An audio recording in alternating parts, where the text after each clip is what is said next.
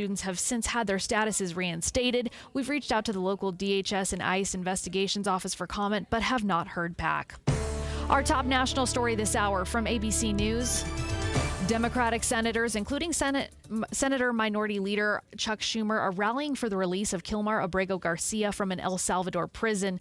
Senator Kaine says he hopes to send a message to the government of El Salvador. And if you think we'll forget you violating the human rights of American citizens, you're wrong. We will remember this forever, and there will be significant and challenging downstream consequences for any nation that violates the rights of Americans. They also announced plans to take action to investigate potential human rights abuses from the Trump administration and El Salvador in connection with these deportations. Your money at this moment, the Dow is up 232 points, the S&P is up 63, and the NASDAQ up 364 points. Coming up, beautiful spring weather, but possible rain on the way. KSL weather is next. KSL News Time 101. Mornings are for recharging. And they're for starting your day right. We volunteer to join you in the car. Get news and weather at 102.7 FM during the most important part of your day. Andy and Amanda, each morning between 5 and 9 on KSL News Radio. Here with Matt Ashdown from True Rinse Carpet Cleaning. Matt, people are diving into spring cleaning. What could you share about cleaning inside the home? Spring's the perfect time to hit reset and clean out filth and sickness that Utah winters bring into our homes. Carpet and rugs are a giant filter, so now's the time to clean and refresh. Our couches have taken a beating too. They're full of allergens, hairs, oils, spills, and things you probably don't even want to think about. They definitely need a spring refresh. Yeah, True Rinse does things differently though, right? True Rinse has been a professional carpet cleaning business for over 20 years. With countless hours of training, our technicians apply state-of-the-art cleaning techniques, using powerful combinations of water, heat, suction, and no harsh chemicals, delivering a safe, effective clean and a quicker dry time. That's why people choose True Rinse and stay loyal. And you got a spring offer. Yes, spring into savings. Get 3 areas clean for just $119. 3 areas for $119. Schedule now at TrueRinse.com. That's TrueRinse.com, Utah's carpet cleaning experts. And now, the moment we've all been waiting for. Hit it. It's time to spring into summer with Soda Weight Loss, because right now you'll get our biggest discount of the year. Are you serious? Just 3 weeks in, and the pounds are dropping off very quickly. I am down 26 pounds in 3 weeks. Every single day, Soda Weight Loss is helping people let go of the weight. Without drugs, without hunger, and the weight stays off. I let go of 50 pounds. It felt unreal. I was so proud of myself. My body did exactly what it wanted to do. I just gave it its tools. Let's spring into summer right now with Soda Weight Loss. If you want to look like this for summer, now is the time to join America's #1 weight loss company for client satisfaction and results. Remember, this is our best offer of the year, so let's go. Get started now at SodaWeightLoss.com. That's SOTA weightloss.com. Soda is, say it with me, state of the art. This is Christian Staples with Arctic Spas. Way back in 1989, I started servicing hot tubs in Park City, and I learned the hard way in the freezing winter in the mountains that hot tubs are not built for Utah's harsh climate. I then found the Arctic Spa, the most northern manufacturer of hot tubs built specifically for the northern climates. Arctic Spas use perimeter insulation similar to your house where the outside walls are insulated. This allows us to utilize the excess heat from the motors to help heat the water and reduce your electric cost each month. Since then, we have sold 10,000 Arctic Spas here in Utah. We've learned that Arctic Spas last longer because they are built stronger. You can just feel the difference. Arctic Spas are easier to fix because we put access panels all the way around the spa, which makes it less expensive for you. Add this to the lower electric bills each month, and you end up with the least expensive hot tub to own over the long term. Arctic Spas, with stores covering all of Utah in Salt Lake, American Fork, and St. George, or online at arcticspasutah.com. Arctic Spas, the only spa built for Utah's harsh climate. Traffic and weather together brought to you by Mountain America's Homegrown Home Loans. Here's Tito Nani. We have a new report of a crash on northbound I-15 near 24th Street, Ogden. It's off to the right shoulder, so there are no delays. Take UTA instead of driving and actually enjoy your ride. Try UTA to see the difference. Plan your trip at rideuta.com or on the Transit app. Tito Nani in the KSL Traffic Center. Sunny and 68 degrees for today's forecast, and it just gets hotter from there. 76 tomorrow and 80 on Saturday. Then Sunday, a chance of thunderstorms and a high of 73. Right now it's sunny and 64 degrees. I'm Heather Peterson from the KSL Common Spirit Health Studios. Listen online at KSLNewsRadio.com. We're Utah's news, traffic, and weather station. Inside Sources. Inside Sources. Utah's top political experts break down the first 100 days of the new administration and discuss the day's biggest stories. Only on KSL News Radio. And today, that's Adam Gardner and Marty Carpenter along with you for a couple hours this afternoon. And hey, Adam, slow news day, so we'll figure out something to talk about, right? Much going on. Not a slow news day. A lot of things going on, especially it seems like there's always a bunch coming out of the White House, and that's where we start today as well. President Donald Trump's national security advisor, or soon to be, and depending on which timeline you're looking at, maybe already former national security advisor, Michael Waltz, is expected to leave his post. And then it gets a little more complicated after that. But this comes after growing frustrations with Waltz after he added a reporter to a Signal chat with top Trump officials that discussed a U.S. military strike on rebels in Yemen. Trump has now repeatedly defended both Waltz and Defense Secretary Pete Hegseth following the Signal incidents. Marco Rubio will act now, this is the later breaking news, will act now as national security advisor or sort of oversee that operation. And Waltz is getting fired up in a way, or fired over laterally. Depends on how you draw the org chart. But now he's being nominated to be the ambassador to the United Nations. Adam, have you ever gotten fired and nominated for a new job in the same day? Look, this has been. I want to kind of take a step back from all this because let's dissect this craziness here. What's been really fun is when you follow on social media, especially on the platform X, formerly Twitter, where no one is emotional or irrational. Very rational. Just sane conversation there. So it's been really fun to watch what has happened because a lot of MAGA folks are supporters of Donald Trump. They don't have to be MAGA, but, support the president. When he was defending Waltz, they were saying, you know what? I'm glad he's backing his guys. He made a mistake. It's okay. We all make mistakes sometimes. He'll get better. Yeah, because it's happened in two phases. So first there's the firing reported, and then later it comes out that he's going to the United Nations. Yes. Okay. So it was like social media whiplash, Marty. So then we see him getting, quote, fired, end quote, right? He resigned. So everyone's like, oh, he was forced to resign. The hammer finally came down on him. And so President Trump supporters are, again, on X saying, you know what? You can't mess up around Donald Trump. He'll get rid of you if you're not pulling your weight around. Good for you. Mike Waltz, you're out of here. Sorry you couldn't cut it. And then we get a push notification, the AP reports, and then NBC and ABC. So all of this is coming at the same time where now he's going to be nominated for United Nations ambassador. And then everyone on Twitter that supports President Trump is saying he'll make a great ambassador. This is a fantastic nomination. We totally have our trust. Now I want to go over kind of the issue here. We've talked a lot about Signal. Signal is a messaging app on your phone or your desktop. You can download the app. I use it. Everyone's got iMessage, and now this is like adding it's Facebook like a Messenger, WhatsApp, whatever, but it's based on security, right? That's the selling point. That's the big. You can set it to delete messages, delete conversations, so you don't have to go in and delete everything. But they are all encrypted, and so it's much more secure than you and I just texting on our iPhones or through SMS or whatever. In fact, when I went to Ukraine, we exclusively used Signal. We were not to send any text messages out. We could only use Signal because it was secure.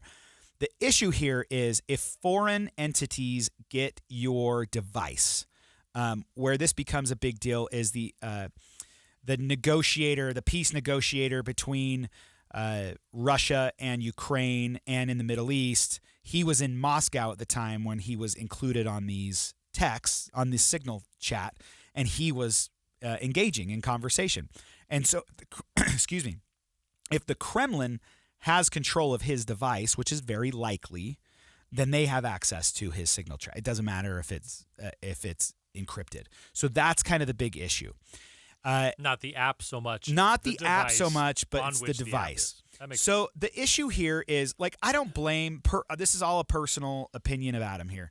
I don't blame Pete Hegseth for engaging. I do think he should not have shared what he shared. He says there were not top secret war plans. They were. I don't think anybody really believes him. But I don't blame him for that. I blame him for using Signal, but not for adding this guy to the chat, the reporter from The Atlantic. That was not his fault. That was squarely on Mike Waltz. And so I assume Mike Waltz would be punished for that, not Pete Hegseth. And so when I saw the resignation news, I was like, finally, they did something. But I kind of feel bad for Mike, even though I don't feel bad at all for him, that he gave up his seat in Congress to then go into the administration. And I'm like, oh, he's only lasting 4 months. That's not the case now.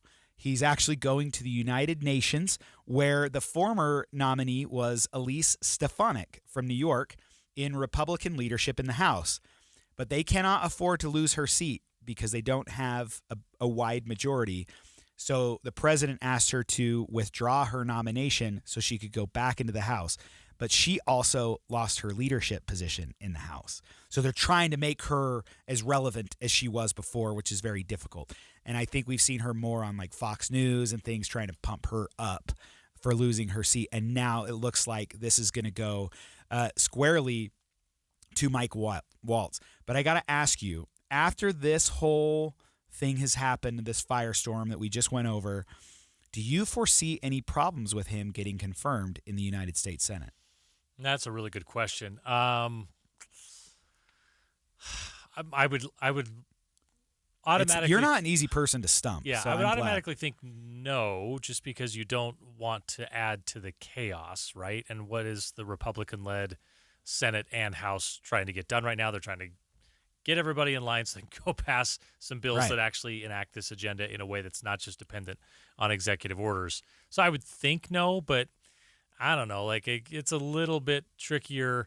And I'm with you because I think, man, how many times have you accidentally typed someone's name wrong into the to line of an email or into oh my gosh, into a text? I've done it plenty. I mean, look, I'm Marty Carpenter. There's a lobbyist for the church, Marty Stevens, used to be the House Speaker. And the number of times I get an email from him, it's less frequent now. But there was a time when it was like, hey, wrong Marty, you know. So I see how that can. I have a guy at the Utah Department of Transportation that I try to email, and I get his email wrong and send it to another guy at Department of Transportation who I do not know. Yeah. And he will write me back every time, hey, Adam, it's me again. This is not who you're supposed to email, right?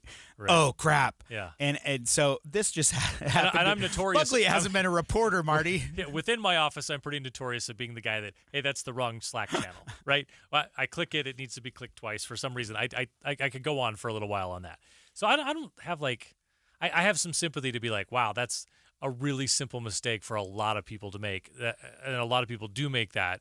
They just don't make it at that level. Or you're also, when you're at adding that level, you to a chat be. for one specific top secret information, you'd think you'd say, is this the right Jeffrey Goldberg? Yeah. Is this the PIO for the Pentagon? That'd be a or good is feature this for AI to figure out is like, hey, your contacts, you actually have 5 guys with a very similar name. Not all of them have code word clearance. Did you mean to send a text to this person? But valid. It should be more specific. Like, did you mean to divulge national security details to this person? I'm picturing the little paperclip guy, Clippy, from like old Word documents. Like, did you mean to write top secret war plans? Let me help you maintain classified information in the way that I should. How about on the flip side of this? I know we've only got 30 seconds, but any thoughts, Adam, on either how Walz's nomination, like going to the United Nations, is that a good spot for him? To me, that feels like I don't think Trump really wants to engage there anyway, so we got to put somebody there, and you can. It kind of feels like they're pushing him. Look, the UN is a cabinet level position, so it's very important. But it does kind of seem to me, I get your point, Marty. It seems like they're just kind of pushing him upstream. Yeah. And let's get somebody else to take care of this. And right now, we're having Marco Rubio take over both jobs, which you can't do both jobs for long. So they got to nominate someone have to figure really somebody soon. out there. All right. Hey, when we come back next on Inside Sources, we're going to talk about the president's involvement with crypto that's starting to stir the pot a little bit. We'll take a look at what critics are saying when we come back after this. Do you need new windows? Look, all glass pretty much looks the same to the naked eye, but if your windows aren't triple-coated, argon-filled and sealed double-pane glass, the cold is seeping in. You need to call Advanced Window Products. They use the highest quality glass and premium vinyl to create state-of-the-art windows and frames, and for 38 years, they build those frames right here in Utah. Custom crafted for Utah's climate. The best windows you can buy at prices 30 and 40% less than what the big companies charge because they cut out the middleman. They're the factory. They even give you a lifetime warranty, and right now as we head into spring, save an extra $2,500 off 10 windows or more. Custom windows that'll give your house a fresh new look and save you money on your heating and air conditioning. Advanced Windows offers 60-month 0% financing, even buy now, pay later, and an extra $2,500 off. Call for a quote, 801-850-9100. That's 801-850-9100, or go to advancedwindows.com. Be advised, this is your opportunity to save up to 40 to 80% on a hot tub or swim spa. This weekend only, Friday through Sunday, 2 locations, Sandy and Hurricane.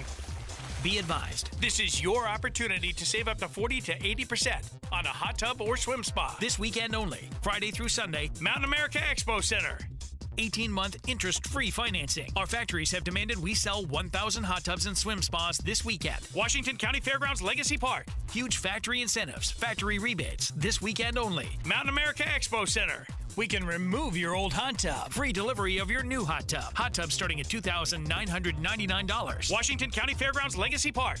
Free delivery of your new hot tub. Just relax and enjoy. 2 locations, Sandy and Hurricane. Friday, 2 p.m. to 8 p.m. Saturday, 10 a.m. to 8 p.m. Sunday, 10 a.m. to 6 p.m. Mountain America Expo Center, Sandy, and Washington County Fairgrounds Legacy Park, Hurricane. Call 833-SPA-SALE or visit hottubandSwimSpaSale.com. Attention! If you owe money to the IRS, this is an urgent message. The IRS is cracking down by sending out collection letters, garnishing paychecks, seizing bank accounts, and putting liens on homes and businesses. They call it enforced compliance, and you better watch out because penalties and interest on unpaid taxes compound daily, making it even harder to get out of debt. Don't let tax debt destroy your life. You need to call Optima Tax Relief, America's #1 tax resolution firm. They're experts in taxpayer assistance programs that can save you thousands if you qualify. A+ rated by the Better Business Bureau, Optima's resolved over $1 billion of tax debt for their clients. Let them fight on your behalf, helping to put your tax problems to rest. Call the tax professionals at Optima now for a free consultation. Call 800-343-6460. 800-343-6460. 800-343-6460. Optima Tax Relief. Some restrictions apply. For complete details, please visit OptimaTaxRelief.com. Seems everything costs more these days. Gas, groceries, and when's the last time you checked your wireless bill? When it comes to big wireless, if you're staying, you may be overpaying. Switch to Consumer Cellular to get the same fast nationwide coverage without the big wireless bill. Plans start at just $20 a month, and now for a limited time, new customers can get their second month free. Call 1-888-FREEDOM, visit a store near you, or ConsumerCellular.com and start saving today. Plans include $5 credit for auto pay and e-billing. Taxes, fees, and other third-party charges will apply. See website for additional details. Wesley Financial Group is not a law firm. Are you a victim of the timeshare trap and think there's no way out? I'm Chuck McDowell, founder of Wesley Financial Group, the original timeshare cancellation expert. And I'm here to tell you that there is a way out. All you need to do is give my office a call. I will send you a timeshare exit information kit absolutely free, explaining how the timeshare industry works and your options for cancellation. Call Wesley now for your free info kit. 800-961-5544. 800-961-5544. What's better than the thrill of reeling in your next trophy catch? Saving big while gearing up for it. The Shields Fishing Sale event is on now through May 4th. Save 20% on Shields Outfitters rods and 20% on baits, lures, and plastics from Berkley, Rapala, BMC, Acme, and more. And don't miss out on over $1,000 in savings on Garmin Ultra 2 Live Scope bundles. Our Shields fishing experts are ready to prepare you for unforgettable fishing memories. Only at Shields and Shields.com. Dave and Dujanovic. If you're driving to work or you're driving the kids to a soccer game, we're your in-car companions. People will come up to me and say, "Oh, I talk to you every day. You don't realize it because I'm talking at the radio, but I talk to you every day." Listen for Dave and Dujanovic 9 to noon on KSL News Radio. Inside Sources. Inside Sources on KSL News Radio. Donald Trump is hosting a special crypto-related dinner on May 22nd. Ooh, what's for dinner? What's on the menu? Nothing, which McDonald's is exactly and what Diet crypto Coke. is. So here, we're eating crypto food. Coupons for Happy Meals, right? The event, which is a black tie optional and hosted at the president's private club in the Washington area, with a reception for the top 25 holders. A VIP White House tour will take place the following day, the site says. The website also hosts an active leaderboard displaying the usernames of top buyers. Trump's investment with crypto has drawn plenty of criticism due to his changing stance. Now, we should have kind of seen this coming because literally a day or two before he was sworn in, they launched a Trump meme coin. And then after I looked up on the internet, what the heck is a meme coin? Why are we selling it? It is essentially worthlessness, and we are just selling it. Everyone purchases it. It drives the price up, and those that are in the know dump it as fast as they can. They have made Trump himself has made about $300 million off of that play, and the rest of the people, I could picture some family members of mine or friends. I feel like this is exactly who scammers in Utah go after. You kind of know who they are. They're older folks that really love the administration. They really love President Trump, and when they see these advertisements, or I can give just my the life type savings of people who over should say crypto. That's for crypto. me. I don't know what this is, but if Donald Trump tells me to buy, I'm going to. Yeah. And he is on national television and social media telling people to buy his Trump coin.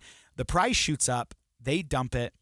And then you have these clubs in D.C. where the president, the founding members of this club are Donald Trump Jr., Howard Lutnick's son, and sons of other prominent people in the administration, and they're using it to sell influence to the Trump administration. Help clarify this for me and for our audience. Is this political fundraising, or is this personal enrichment? This would all be going to this is not political fundraising. It's not part of his political arm. So this is there's I can't remember the name of it, and I'm blanking on it, but there's like a Liberty Financial that is owned by the Trump boys and Donald Trump himself. So if you go to their website, it says it has Donald Trump's picture next to Don Jr., next to all the other Trump kids, but he likes Don Jr. the most, so he's next to him. And then you have prominent members of the administration and their kids also listed as the leadership of this organization. And when I was looking at the members of the organization, there was also one guy in like a backwards hat and a hoodie who was next to everyone in their suits. And I was like, that's definitely the crypto guy. You can kind of identify him. The problem I have here is you have people that are purchasing as much meme coin as they possibly can so that they can go to this club with the president and his kids, and then they can go to a White House tour. It's essentially buying access to the White House with personal money. It's not like we're making a big campaign donation that is reported to the Federal Elections Commission. This is something different, and it brings me back to the Hunter Biden days, where I can see the hypocrisy here in my own party, because we spent 4 years calling out Joe Biden's son for doing the same garbage, and we saw Joe Biden's son. He became an artist all of a sudden. He was really terrible at it, but art is subjective, so maybe he was really good. Other people think he was good. I do not. And then Chinese officials were purchasing his art for $500,000, and that was going to himself, to enrich himself, to enrich his father and his uncle. That's a problem. We spent 4 years calling that out. And I feel like this is happening in this administration, and all of a sudden we're very silent. This is where you have to be solid on principles, and it's sort of the thing you were getting about. Which I hate doing. You were getting at this last segment when you were talking about everybody was reacting this way on Twitter, and then suddenly the narrative switched, and they just went upstream on their principles right away. I think we can all agree.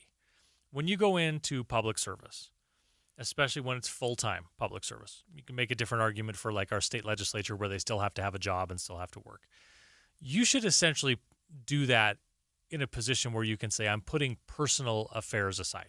Whatever I have, if you had gone in, like if Mitt Romney had been elected, a man with considerable wealth as well, put everything in a trust or put it in a blind trust that Somebody you don't else control. is going to manage it to the best of their abilities. I am trusting them to do that because right now my fidelity has to be to, my loyalty has to be to whatever I'm focusing on as an elected official in this office.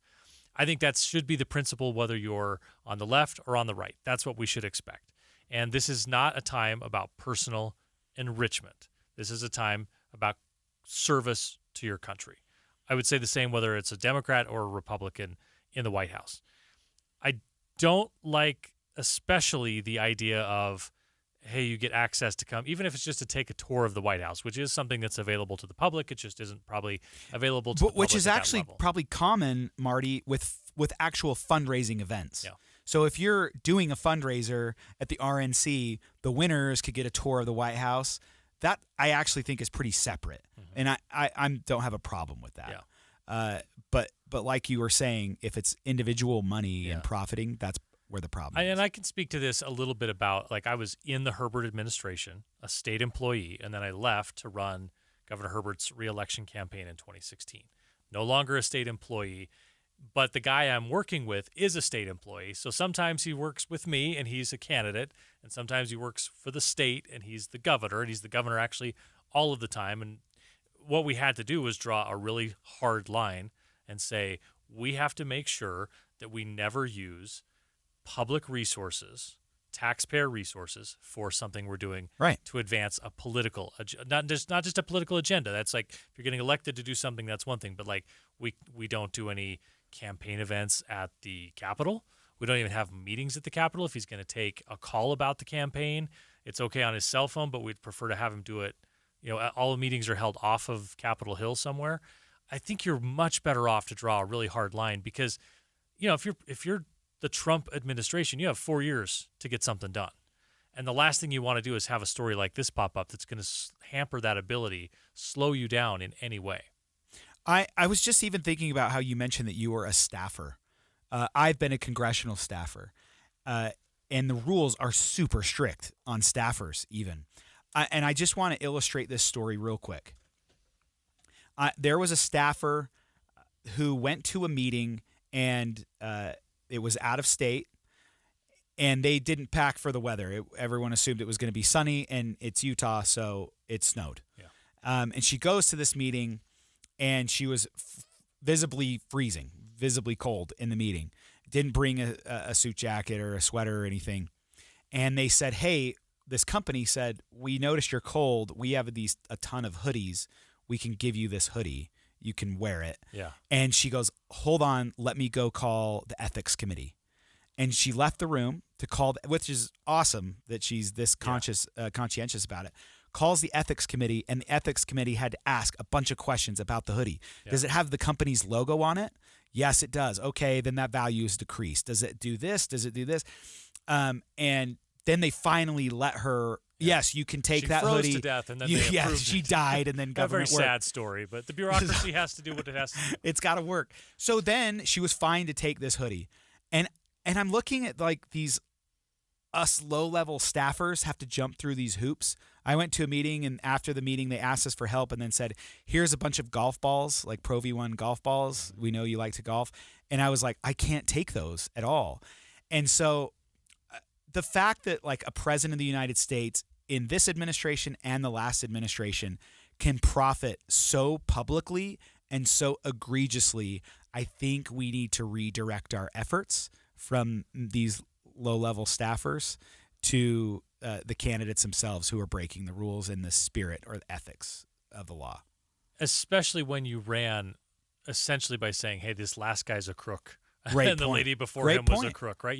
There's what's the phrase, like Caesar's wife must be above reproach, right? Like Yeah. if you're in power or close to power, you have to make sure that your actions are so down the line that no one can even accuse you of having done something wrong. In Utah, we always say avoid the very appearance of evil. Avoid the very appearance of evil. That's the exact same thing, right? I don't want to drink liquid death because it looks like a beer. Yeah. Even though it's water. Yeah. I don't like how it looks. When Inside Sources returns, with all the tariffs going into play soon, Donald Trump implied that we should get used to having less. We'll break down what the president means by that next. Good afternoon. It's 1:30 at KSL News Radio. I'm Maria Shilaos. KSL's top local story this hour, and it is breaking news. A rock climber who fell in the Alpine Loop area has now been pulled off the mountain. Utah County Sheriff's Office says he was life-flighted out in a full-body splint so that he could be taken to the hospital. His condition is unclear. In other news that we are following, a BYU Idaho student is in critical condition after trying to move some heavy equipment on campus yesterday. Some students were attempting to move some large steel beams into a storage area. There was a bundle of them, and they collapsed on a student. Madison Fire Department Deputy Chief Troyce Miskin says the student was taken to Eastern Idaho Regional Medical Center. Our top national story this hour from ABC News. A Trump-appointed federal judge in Texas has made a ruling about the use of a centuries-old wartime authority. The administration was using it to send alleged gang members out of the country without a hearing. The legal premise underlying the deportations has been the president's determination that the U.S. has been invaded by the Tren de Aragua gang. But Brownsville-based federal judge Fernando Rodriguez says dictionary definitions and the historical record show that Trump's interpretation has exceeded the scope of the 1798 law. Rodriguez, who was appointed by President Trump and has been on the bench since 2018, says the White House cannot rely on the Alien Enemies Act to deport alleged members of the gang. And that is ABC's Stephen Portnoy reporting. Taking a look at your money at this moment, the Dow is up by 232 points, more than 0.5%, sitting at 40,902. S&P 500 up by 64 points. The NASDAQ up by more than 2%, up by 367 points. Temperatures are climbing. We'll see how warm it's going to get. We'll check the updated forecast coming up next. KSL News Time, 1:32. A reminder about the simplest way to get updated for your day. Hit your KSL preset when you jump in the car, and we'll take care of the rest. Hear key news updates and traffic reports. Andy and Amanda from 5 to 9 in your car. KSL News Radio at 102.7 FM. An emergency can happen any second. Here's a few seconds to think about where you'd go. When you need medical care fast, the closest emergency room is a smart thing to know. Common Spirit Health ERs are your direct path between feeling scared or uncomfortable and feeling better. Find emergency care in your neighborhood at mountain.commonspirit.org. How does a soccer club born in an unlikely place, Utah? You sure you want to do that in Utah? built with players no one else wanted, We knew no one believed in us. reach the league's highest heights? We finally did it. It was like just this feeling of getting to the top of the mountain. Has made a champion out of Real Salt Lake. How does that same team find a way to shatter expectations in the midst of a fight for its own survival? Our club is burning to the ground as we speak. I'm Amy Donaldson, and in a new podcast, Making of a Moment, the RSL story, we take a closer look at one of those iconic sports moments Soccer is a crazy game, and we saw it firsthand tonight. and unravel how knowing the truth of these moments can transform what they mean. I just kind of got chills right now thinking about it. Making of a Moment, the RSL story, is available now. Follow us at makingamomentpod.com or wherever you get your podcasts.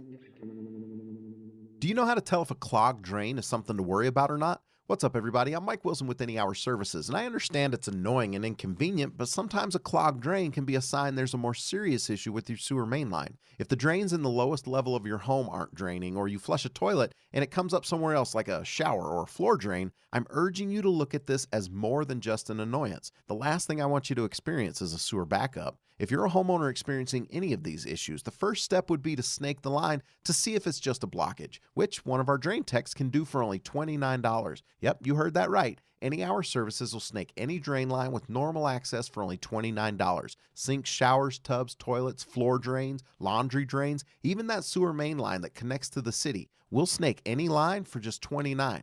For help with your drain issues, call Any Hour Services at 801-443-7700. You can Google Any Hour Services. You can even schedule online at anyhourservices.com. No one helps more homeowners than Any Hour Services. Jeff Kaplan. When I was a kid, my parents got me a subscription to Newsweek magazine. I would devour every page into the night. And to this day, I sit on my iPad looking for stories for my Minute of News, flesh out our coverage, and I get to share the news with you. Jeff Kaplan's Afternoon News, 3 to 7 on KSL News Radio. Traffic and weather together. It's brought to you by Mountain America's Homegrown Home Loans. Tito Nani is in the KSL Traffic Center. We have reports of an accident near 1300 South Foothill Drive in Salt Lake. It appears to be a slower commute going both ways. And southbound I-15, we still have a vehicle off to the right shoulder at 123rd South in Draper. It is out of traffic with no delays. Create a sanctuary in the yard with bedding plants from Olson's Greenhouse. Locally grown, quality flowers to adorn containers on the porch, beds, or patio. For tips and ideas, visit ogg.com. Tito Nani in the KSL Traffic Center. Taking a look at the forecast for the Wasatch Front, today's high 68, up to 76 tomorrow and 80 on Saturday. Get everything done on Saturday that you need because a 70% chance of showers on Sunday. Right now, 64 degrees. I'm Maria Shilaos from the KSL Common Spirit Health Studios. Listen online at kslnewsradio.com. We are Utah's news, traffic, and weather station. Inside Sources. Inside Sources. Utah's top political experts break down the first 100 days of the new administration and discuss the day's biggest stories. Only on KSL News Radio. President Donald Trump addressed his first 100 days of his presidency yesterday and gave an update on the tariff situation with China. Have you heard anything about tariffs lately? I don't know if that's something that's on your radar or not. The president said factories are closing, quote, all over China. Because they're not doing business right now. And it seems like the administration is saying that you need to be okay with less. At least that's what one soundbite might lead you to believe. So I want to get in on this because I know how bad it can be when you get one sort of tricky soundbite that can take over the entire news cycle. So let's hear what President Trump said yesterday. I mean, look, right now, and I told you before, they're having tremendous difficulty because their factories are not doing business. They made $1 trillion with Biden, $1 trillion, even $1.1 trillion with Biden selling us stuff. Much of it we don't need. You know, somebody said, oh, the shelves are going to be open. Well, maybe the children will have $2 instead of $30, you know, and maybe the $2 will cost a couple of bucks more than they would normally. But we're not talking about something that we have to go out of our way. They have ships that are loaded up with stuff, much of which, not all of it, but much of which we don't need. And we have to make a fair deal. We've been ripped off by every country in the world, but China, I would say, is the leading one, the leading candidate for the chief ripper offer. So here's what I actually love about this. That it almost feels like if you want to take that path of like, oh, he's playing 3D chess while everyone else is playing checkers, it almost sounds like he knew he made a bad soundbite in the $2 instead of 30, and then saved it with cheap ripper offer. Forget I said that. Just remember I said cheap ripper offer. I'm saying it that way so that we forget what I said earlier on. Well, and I actually agree with that. Yeah. China is the chief ripper offer. Years ago, over 20 years ago, we said that China could join the World Trade Organization if they cleaned up their act in the following ways. You know, you can't devalue your currency. You can't use slave labor. You can't dump products onto the market. Like there's a bunch of rules you have to follow to join the WTO, and they did, and then they joined, and they didn't follow any of the rules. So yes, they are a chief ripper offer. But it is also rolls off the tongue, doesn't it? Cheap ripper offer. Rolls off the tongue.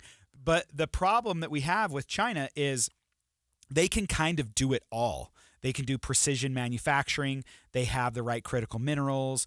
They have all of the stuff and all of the manufacturing capability.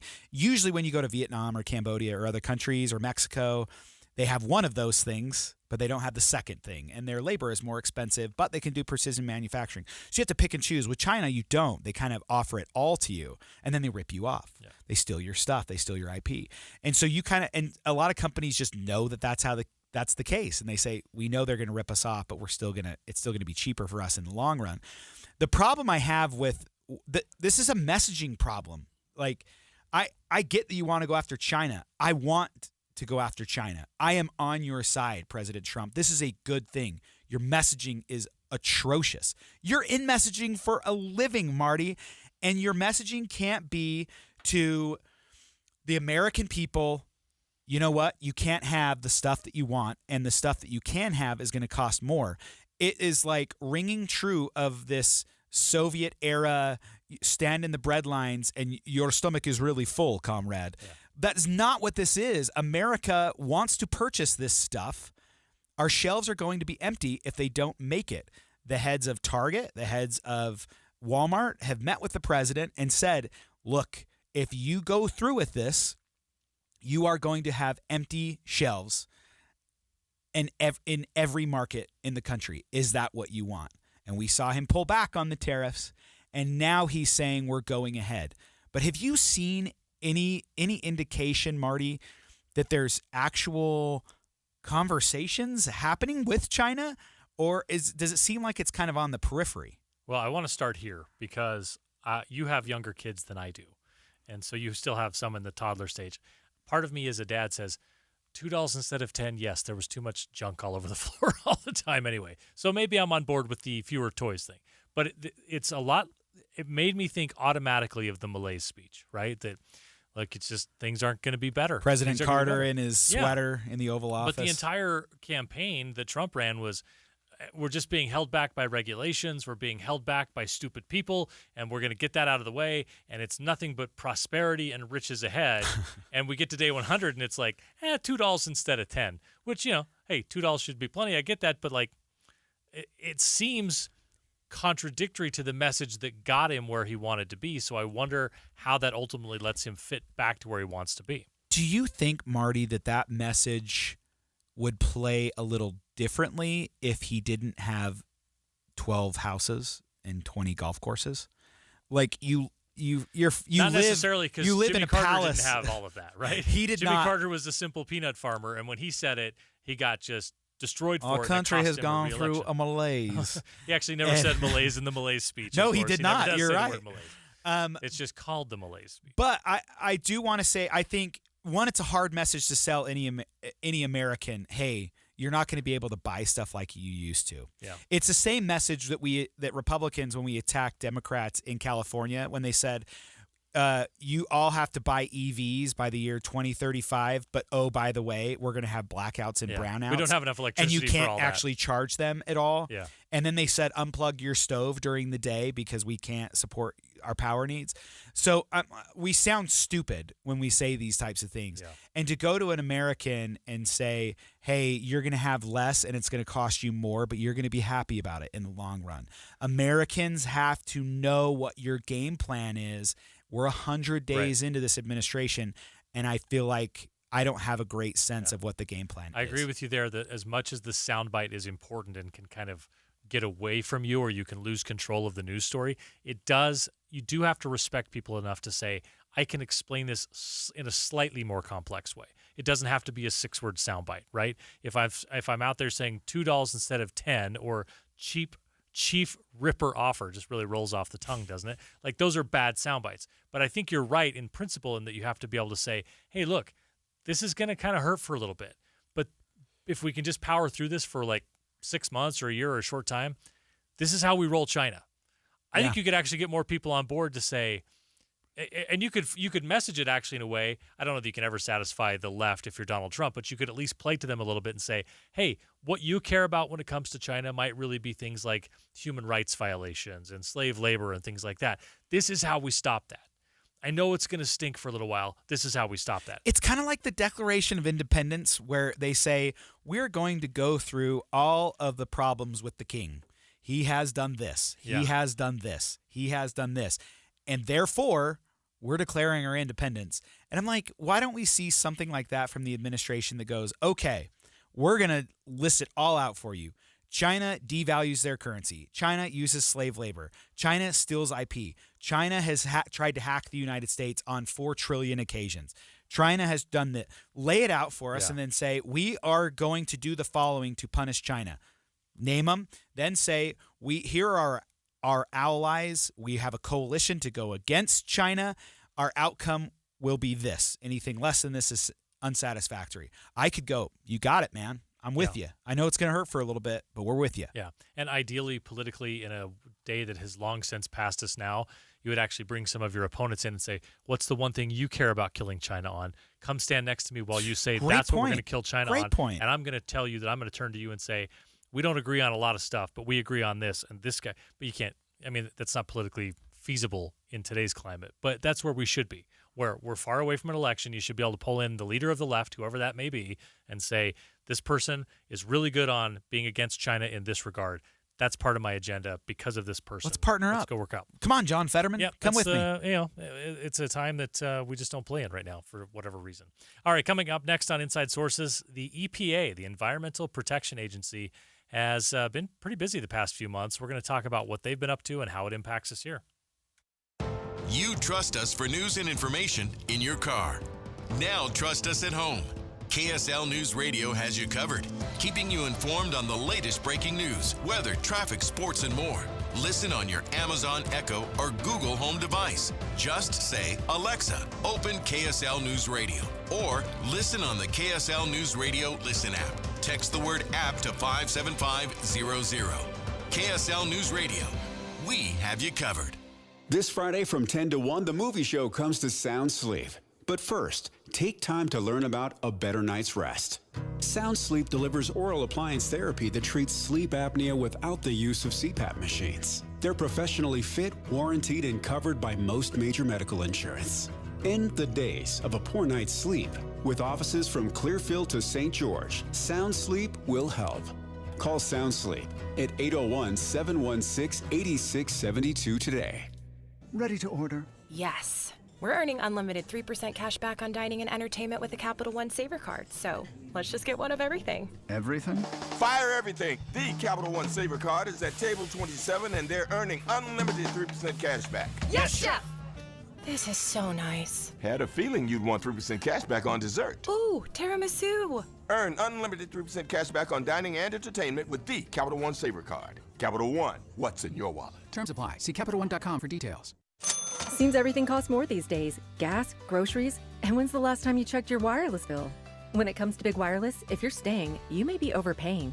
Switch to Consumer Cellular to get the same fast nationwide coverage without the big wireless bill. Plans start at just $20 a month, and now for a limited time, new customers can get their second month free. Call 1-888-FREEDOM, visit a store near you, or consumercellular.com and start saving today. Plans include $5 credit for autopay and e-billing. Taxes, fees, and other third-party charges will apply. See website for additional details. Saving for retirement was tough enough for us. Yes, and navigating markets can be challenging at times. I understand. That's why at Fisher Investments, we take a disciplined approach with your investments. Tell us more about that. We take an active approach to money management, positioning your portfolio for opportunities we see ahead. So all your clients get the same portfolio? No. We tailor your portfolio to your individual goals and needs. What about communication? We don't like being left in the dark. We check in regularly to keep you informed on the markets and your portfolio. Which means you'll help us stay on track. Yes. Our goal is your comfortable retirement. And as a fiduciary, we always put your interests first. Because we do better when you do better. At Fisher Investments, we're clearly different. Learn more at FisherInvestments.com. Investing in securities involves the risk of loss. Summer is right around the corner. It's time to spring into summer with Soda Weight Loss. Today is a new day. And a big day for you. Why? Why? Because right now, you'll get our biggest discount of the year. Do you know how good it feels to let go of 51 pounds of belly fat? And I did it without drugs, shots, or hunger. Because Soda weight loss works. Just look at all the Google reviews and all the thousands of before and after pictures. Soda Weight Loss has one goal, and that's to help you let go of the weight for good. So I lost 25 pounds. I was never hungry. It was very, very easy. I couldn't believe how fast the weight came off. Now is the time to join America's #1 weight loss company for client satisfaction and results. Hurry. Savings won't last long. Let's go. Get started now at sodaweightloss.com. That's SOTA weightloss.com. Soda is, say it with me, state of the art. Inside Sources on KSL News Radio. The focus for the first 100 days of President Trump's second administration has been on the economy and tariffs and leaked group chats about national security, but there are a few things that are going on as well. And I actually think they are going well.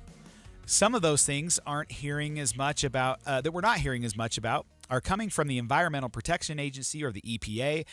In the background of everything that's going on, the EPA has been working on cleaning up the air, lowering energy costs for Americans, and making the U.S. one of the AI capitals of the world. So I don't know why the EPA is focusing on AI, but here we are. Because you need energy for it, and energy generation gets into environmental protection? Yep, that's what it is. All right. Well, that's a In fact, the AI race is I would almost say it's primarily an energy race. Well, I agree with that. If only we had a department that focused on energy, like the Department of Energy, Department of Education. Oh. So it's been over 100 days since President Trump was sworn into office with a promise to deliver for the American people. This is an opinion coming out of the Hill. It's by Lee Zeldin, who is Trump's EPA administrator. It's called The Great American Comeback. And Lee Zeldin actually has been in Utah in the first 100 days. He's met with Utah's governing administration, met with Utah leaders to talk about what's happening in the energy space. And I'm actually seeing a lot of positive come out of this. We saw the governor has tweeted about this. Finally, we have an administration that is willing to work with us, that when we submit ideas for EPA and for public lands, they're actually willing to talk to us and like, hey, let's figure out how we can get to yes, which I always appreciate. Like, let's do some things that are different, because Utah is a lot different than Maryland. Mm-hmm. So we shouldn't be doing things that are the same. And I'm happy to see that. And I'm happy to see that with the EPA, especially because we've seen some just egregious stuff out of the EPA. Look, we all want clean air, especially here in Utah. We don't like dirty air. We need to clean it up, and we've done a really good job at making it better. So we can't make ourselves lax on that issue, but there's a lot of things that just don't make sense. Yeah, a whole lot of things that don't make sense. And I think, Utah has always had this principle of we can solve our own problems, right? We don't put our head in the sand usually about issues that we have. Our biggest problem is usually, hey, we've got a great idea of how to go solve this. Now the federal government just needs to get out of the way and we can solve it, right? And that's what I'm hearing when you mentioned that about, what the governor had said, that what you want is a partner who can say, hey, can we agree on what the problem is that we're trying to solve? Now can we figure out the best way to go do it? And can we stay away from a power struggle where the federal government just wants to be in charge of things, as opposed to saying, let's have the mutually agreed upon objective of having cleaner air. What's the best way that we can do that? Here are our thoughts as a state. That's when you want the federal government to go, great, knock yourself out. Yeah, we'll do that. We'll help. Let's go try that first, and then we'll iterate. We'll figure out if it worked or not. And too often that's not the case with the federal government. And so it is one of the things I think is a big positive about the Trump administration is the general emphasis, not just on broadly deregulating and saying, oh, there's nothing to see here, there's no problem that we have to resolve, but rather saying the way this is supposed to work is that states are supposed to go be those laboratories for democracy, right? They're the ones who are supposed to say, hey, this is how we think we can handle this here, even if we even if the starting point is like a national goal, a national objective. Hey, we need to have cleaner air. Everywhere you need to go in the country, you should be able to, breathe without getting cancer. Okay, well, in Utah, like you mentioned, our problems are different. than the problems in Maryland or Tennessee or Texas. So let's go handle them the best way we can here. You want the federal government to be a cooperative partner, but not this overlord that is actually, I don't know. I generally cannot stand working with people who are no first people anyway, right? Yeah. Like start with, all right, well, I see some potential issues with what you've mentioned. Let's figure out if we can work through them together toward the objective. That's what you want. It's just a partner who's willing to work through the issues with you. I don't know if you've seen this from your time in the governor's office, but one thing that I noticed when I worked in the Senate, it was awesome because I got to go around the state and look at mining operations. And every time you visited a mine, they would go to the environmental side. Here's what we're doing to mitigate environmental factors. Here's what we're doing so there's no seepage into the groundwater. Here's all the extra steps we're taking above and beyond what the EPA wants us to do because we think they were wrong on this issue, so we're going to be more hardcore. Believe it or not, they actually do that sometimes.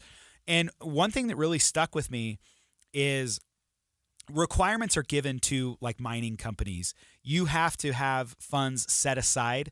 You have to bond for when you're done with the mine, you have to clean it up and make it look like better than new or like it was before. Right. So we don't have problems we had 100 years ago, 200 years ago, where we have all these abandoned mine shafts everywhere. So there's certain things you have to do to the land.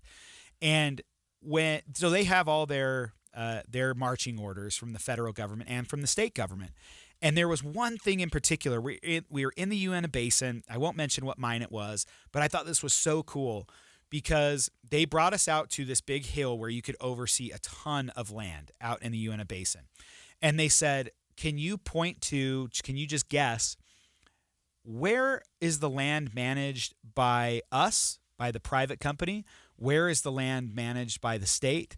And where is the land managed by the federal government? And the nicest, I knew what he was getting at. So the nicest with the nicest, like most natural, and I'm saying natural, I mean native, trees and plants and animal life. I was like, well, that's the prettiest. And he goes, so I said, that must be you. And he said, yep, that's us that manages that land. And then the next best was the state land. I said, I assume that's the state. He goes, yep. And then you could tell at the top of the ridge, it was all federal land, horribly managed. And it looked like a tinderbox ready to go down, just full of juniper and pinyon trees. And I said, is that really the federal government land? He goes, yep. And we want to go clean that up because it's a fire hazard and they won't let us. Yeah.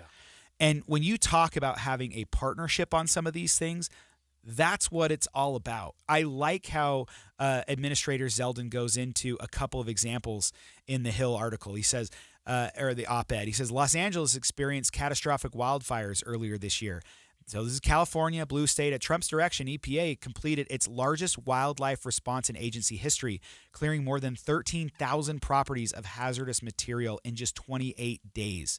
At the Westlake Landfill Superfund site in St. Louis, Missouri, residents have long endured radioactive waste in their community. After visiting the site with Senator Hawley and hearing from community members, the importance of an expedited cleanup was clear. I tasked our experts to find a way to do so. That's the key that you were mentioning. Like, let's find a way to get to yes. Let's get this done. And was able to announce the EPA reduced the cleanup timeline for Westlake Landfill and impacted sites by 2 years. The same thing when you drive past Murray or Murray Midvale area, if you look out onto the west side of Midvale, kind of by the Jordan River, that was a Superfund site. That nothing was supposed to be there for 50 years. And you look out now, there's tons of headquarters of businesses. The new county building's going there. Marriott Vacation headquarters is there. All their call centers are there. Tons of new restaurants, shopping. Top Golf is over there. That was all a Superfund site. That was all not supposed to be used for 50 years. So when the government wants to partner with the state and make things happen, they can do it really quickly. And interestingly, a lot of times it's not just no, starting the conversation with no. It's also, okay, here's our solution as a state. If you can get past no, or the reason you're hitting no is because they're saying, I feel like you're pulling a fast one on us. We have to take time to study really carefully what you're saying because you can't. This all rings true. You can't possibly want what's good for your state. You're just trying to pull a fast one on us and take away some of our authority. And I don't know. other states operate differently than Utah, and we take some great pride in that. But here I think we generally are pretty focused on let's get the best outcome we can and solve this problem, because guess what? We're not ever going to run out of problems to solve. I love your laboratories of democracy. That's, I worked for Congressman Rob Bishop. That's what he said all the time, like this big states' rights, which I totally appreciate. And good things coming out of the EPA. And we'll talk about more of that throughout the next 100 days. Coming up in the second hour of Inside Sources, we're looking at how these federal decisions find their way all the way back up to Utah and the impact they have on Utahns. So stay with us right here. KSL FM Midvale. KSL Salt Lake City. From the KSL Common Spirit Health Studios, this is KSL News Radio. Utah's news, traffic, and weather station. Good afternoon. It's 2 o'clock at KSL News Radio. I'm Maria Shaleos. KSL's top story this hour. A BYU Idaho student is in critical condition after trying to move some heavy equipment on campus yesterday. Some students were attempting to move some large steel beams into a storage area. There was a bundle of them, and they collapsed on a student. Madison Fire Deputy Chief Troyce Miskin says the student was taken to Eastern Idaho Regional Medical Center. Our top national story this hour from ABC News. President Trump is making changes to his cabinet. Mike Waltz is out as National Security Advisor, but the president says he's nominating Waltz to become U.S. Ambassador to the United Nations. Waltz faced criticism for accidentally adding a reporter to a group chat on Signal discussing airstrikes in Yemen. Local pharmacies are preparing for Utah's fluoride ban. Pharmacist Benjamin Jolly works at Jolly's Compounding Pharmacy in Salt Lake City. We decided to start stocking fluoride in the pharmacy in all of the appropriate dosing for children. The bill removing added fluoride is also supposed to make it easier to provide to customers. It will officially go into effect on the 7th, removing the added mineral from water supplies in places like Salt Lake and Davis County. And taking a look at your money at this moment at the close, the Dow up by 232 points, more than 0.5%, sitting at 40,901. S&P 500 up by 64. The NASDAQ, though, the big winner, up 2%, up 367 points. Temperatures will continue to climb. We'll get an update of the forecast coming up next. KSL News Time, 2:01. The sources where we get our news matters. When you listen to Utah's Morning News, we want you to feel the stories are important to you and trustworthy. This is Amanda Dixon. And I'm Andy Farnsworth. Join us weekday mornings on KSL News Radio. Wesley Financial Group is not a law firm. Are you a victim of the timeshare trap and think there's no way out? I'm Chuck McDowell, founder of Wesley Financial Group, the original timeshare cancellation expert. And I'm here to tell you that there is a way out. All you need to do is give my office a call. I will send you a timeshare exit information kit absolutely free, explaining how the timeshare industry works and your options for cancellation. Call Wesley now for your free info kit. 800-961-5544. 800-961-5544. Welcome to AutoZone. What are you working on today? My car is making this noise. Sometimes it's like doot doot, and sometimes it's like grrr. Do you have a dash light on? Oh yeah. Then we don't have to listen for clues. With the free Fix Finder service, we can read a check engine, ABS, or maintenance light to find the likely fix and even recommend a local shop if you need one. So you don't need to hear the grrr. Not with Fix Finder. Everything you need, nothing you don't. Get in the zone, AutoZone. Restrictions apply. Be advised, this is your opportunity to save up to 40 to 80% on a hot tub or swim spa. This weekend only, Friday through Sunday, 2 locations, Sandy and Hurricane. Be advised, this is your opportunity to save up to 40 to 80% on a hot tub or swim spa. This weekend only, Friday through Sunday, Mountain America Expo Center. 18-month interest-free financing. Our factories have demanded we sell 1,000 hot tubs and swim spas this weekend. Washington County Fairgrounds Legacy Park. Huge factory incentives, factory rebates, this weekend only. Mountain America Expo Center. We can remove your old hot tub. Free delivery of your new hot tub. Hot tub starting at $2,999. Washington County Fairgrounds Legacy Park. Free delivery of your new hot tub. Just relax and enjoy. 2 locations, Sandy and Hurricane. Friday, 2 p.m. to 8 p.m. Saturday, 10 a.m. to 8 p.m. Sunday, 10 a.m. to 6 p.m. Mountain America Expo Center, Sandy, and Washington County Fairgrounds Legacy Park, Hurricane. Call 833-SPA-SALE or visit hottubandSwimSpaSale.com. This is the story of the one. As a safety manager at a manufacturing plant, he does everything he can to keep his coworkers safe. From finding ways to reduce risks to keeping safety supplies in stock. And for that, he relies on Grainger. Grainger offers a broad range of quality products and next-day delivery, so he can always play it safe. Call 1-800-GRAINGER, click Grainger.com, or just stop by. Grainger, for the ones who get it done. Welcome to AutoZone. What are you working on today? My car is making this noise. Sometimes it's like doot doot, and sometimes it's like grrr. Do you have a dash light on? Oh yeah. Then we don't have to listen for clues. With the free Fix Finder service, we can read a check engine, ABS, or maintenance light to find the likely fix and even recommend a local shop if you need one. So you don't need to hear the grrr. Not with Fix Finder. Everything you need, nothing you don't. Get in the zone, AutoZone. Restrictions apply.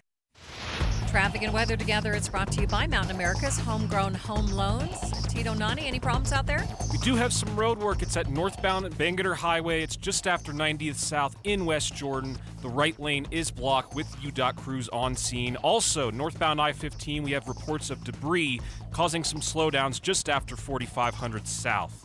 True Rinse Carpet Cleaning has a spring cleaning special for you. It's not clean unless it's truly rinsed. 3 rooms, only $119. That's 3 for $119. Visit TrueRinse.com today. Tito Nani in the KSL Traffic Center. A high today of 68 degrees. A lot of sunshine tomorrow with a high of 76. Up to 80 degrees for your Saturday, but a 20% chance of showers and then storms headed our way on Sunday.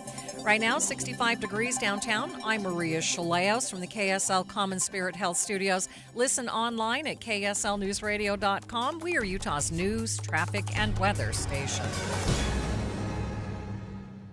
Inside Sources. Inside Sources. Utah's top political experts break down the first 100 days of the new administration and discuss the day's biggest stories. Only on KSL News Radio. All right, welcome back on Inside Sources. Adam Gardner and Marty Carpenter, glad to have you along with us. You know, when Congress makes sweeping decisions about things like spending, debt, entitlements, those choices don't just stay in Washington. They have a ripple effect across the country, and they often land in a very real, very local way right here in Utah. So I want to unpack this segment, what some of these federal decisions actually mean for our state, especially as we get into talking about, some big issues like defense spending, Medicaid. Some things are even going to come up in the reconciliation discussion.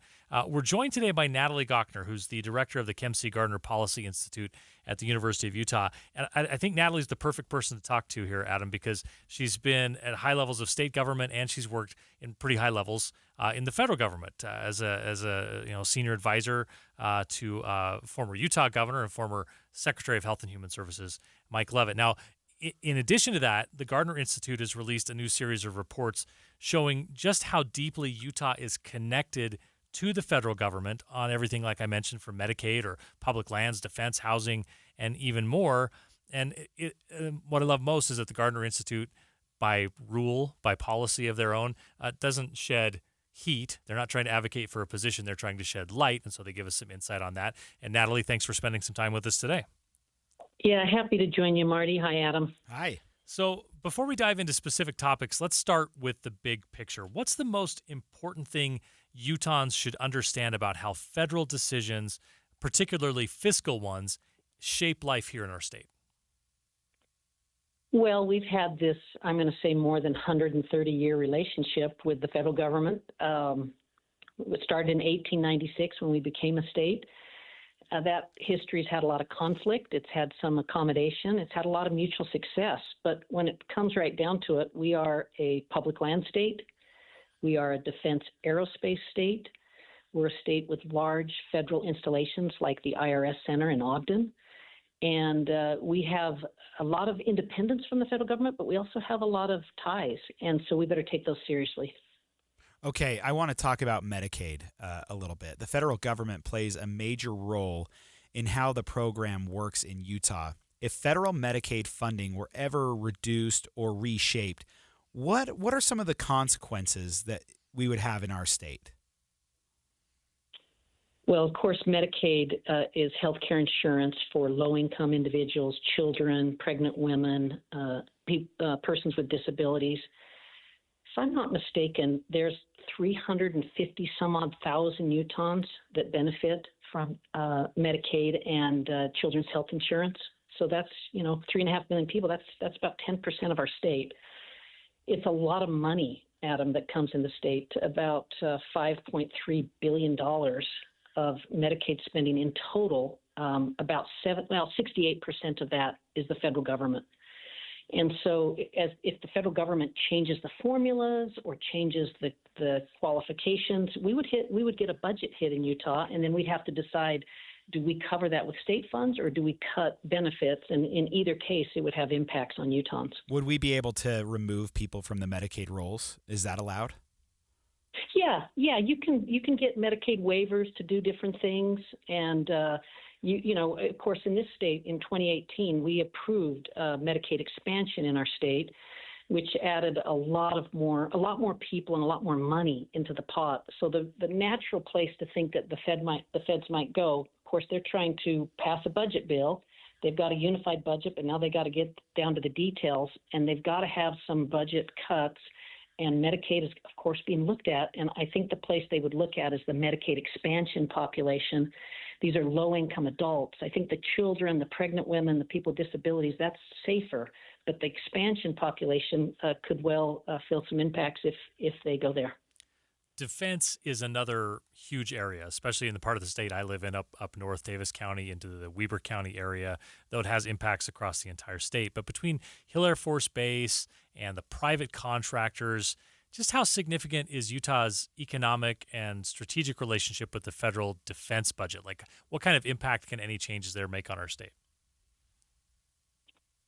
Marty, you have it right that the core of this is Hill Air Force Base, some 21,000 employees in our state. In total, the defense industry has about 55,000 direct employees in Utah. That's Hill Air Force Base, that's the National Guard Reserve, that's Veteran Affairs. But what's of real interest to me is the private contractors. This is Northrop Grumman, L3 Harris Technologies. We get about $6 billion in prime contracts a year that come to Utah, employ Utahns, feed Utahns, support our nation's national security. And so in normal times, defense budget is pretty sacred and pretty carefully guarded. But we don't know in this environment. And so that would be a concern to Utah in that we have so much concentration there. Natalie, your report on federal funds in Utah's budget shows that nearly $1 in every $5 comes from Washington. And it's kind of interesting because when I saw these numbers, I was like shocked that it wasn't higher, but also I was shocked because that's really high when you think about it. So I don't know what to think about $1 in every $5 coming from Washington. That's a huge slice of our budget. What's the risk if that number drops, or if those dollars come with tighter strings? Is the state preparing for that? Are you advocating for anything, or just letting the state know that this is a problem? Yeah, well, I would say that this is a state, Utah, our fiscal situation, we set the gold standard among states. And I know you and Marty know that, Adam. We have a balanced budget. We have big budget reserve accounts. We have a AAA bond rating. So we're extremely careful there.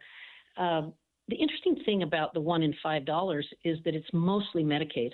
Half of that money is Medicaid. So we've already talked about that. There's some things that could happen there. About 24% of the federal funds are going to social services and housing, so that's a place at risk. And then public and higher education get a chunk of that money as well.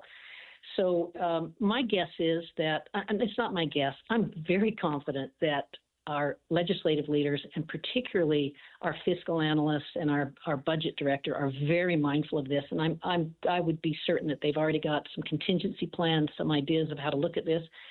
And let's be honest, this isn't new for us. And what I mean by that is during COVID, we had huge expenditures. During recessions, we have drop-offs. And so this is just part of smart fiscal management, and we exceed at that in Utah. So one thing I'm hearing, Natalie, is that the whole Operation Doge that goes in and starts listing all of these things that we're spending money on at the federal level And people look at that and go, well, that's clearly wasteful. I think it's hard to argue that there's not a bunch of waste somewhere in the federal budget.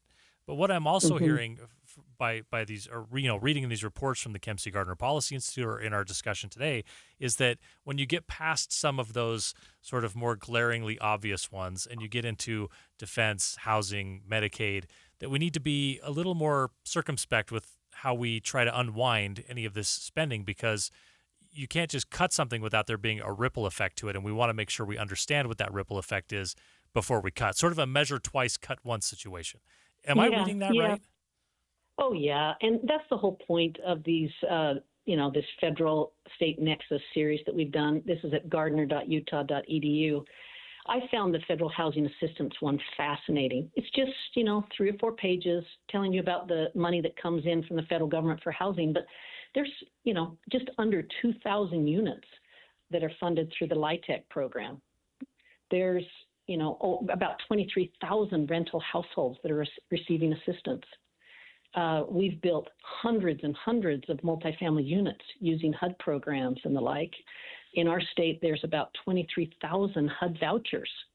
Anyway, sorry to pile on numbers on you, Marty and Adam, but the idea is that these things are happening because there's people that have needs.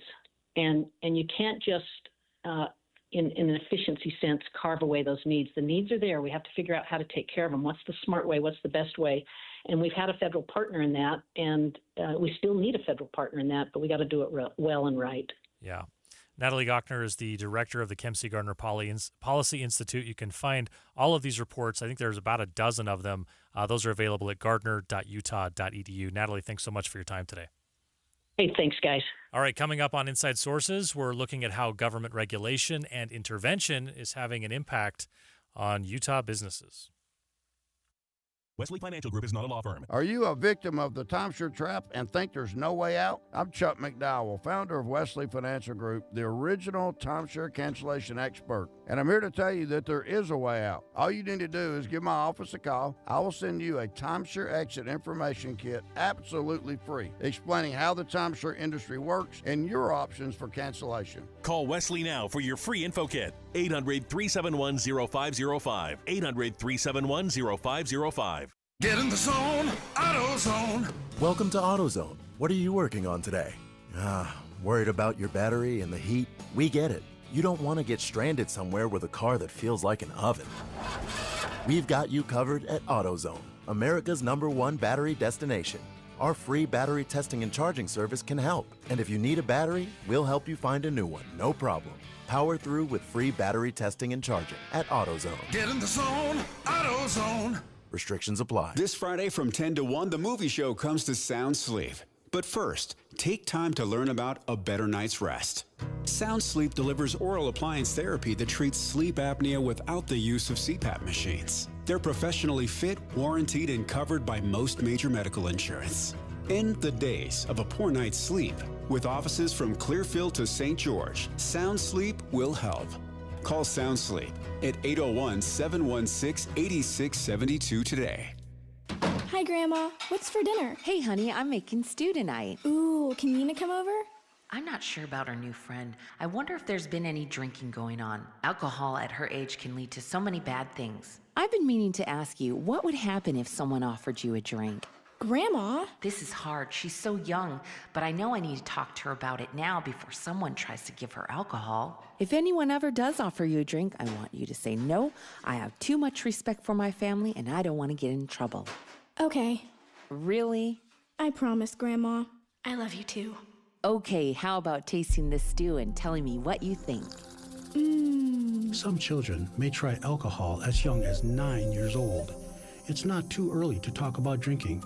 For tips on how to begin the conversation, visit underagedrinking.samhsa.gov. That's underagedrinking.samhsa.gov. This message brought to you by SAMHSA and this station. Dave and Debbie.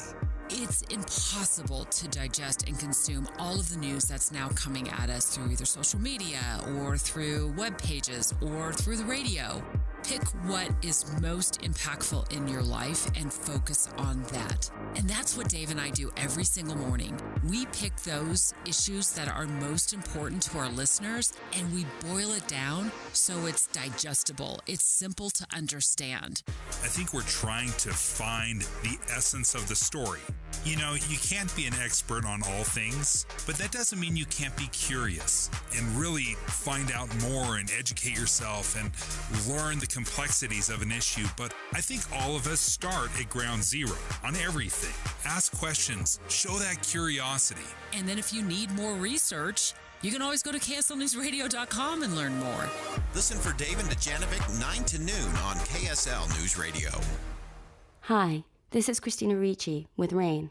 Every 2 minutes, another American is sexually assaulted. If you or someone you know has been sexually assaulted, you are not alone. Help is just a call or click away through the National Sexual Assault Hotline. Please call 1-800-656-HOPE, that's HOPE, or visit RAIN.org, that's RAINN.org. Brought to you by RAIN and this station. Inside Sources. Inside Sources on KSL News Radio. Government intervention in business is always a sensitive a sensitive subject. It's hard to find the balancing point between get a little choked what's up about too it. much. I get emotional over business. It's going to be okay. Too Adam. much and too We're gonna little. make it. Joining us now from the Office of Regulatory Relief is Troy Keller, one of my favorite attorneys here in town. Not because I've been in trouble and he's had to defend me in court or anything, just because he's just a great in case guy. he might someday. But one day. No, just because he's a great guy, really plugged into the business community here in the state of Utah, does a lot of work with World Trade Center Utah and other businesses in town. And Troy, we're really grateful that you're spending a few minutes with us. Oh, thank you guys. No, super glad to be on, and yeah, super excited for this topic too, because like you said, I love business, and I love Utah's business sector and how much opportunity there is. Can I just say first, the best thing about this is I can't think of a better name for a government agency. Regulatory the Office of Relief. Regulatory Relief. Like, who hates those guys? Does anyone hate you, Troy? No. Hey, give us. Let's talk about the Office of Regulatory Relief. Tell us what that is, how you got involved, how you got appointed. Oh, sure. Yeah, thank you. And it's to be clear, I'm one of the advisors that I have the honor of sitting on, kind of a council that helps them. The real work is done by the governor's Office of Economic Development.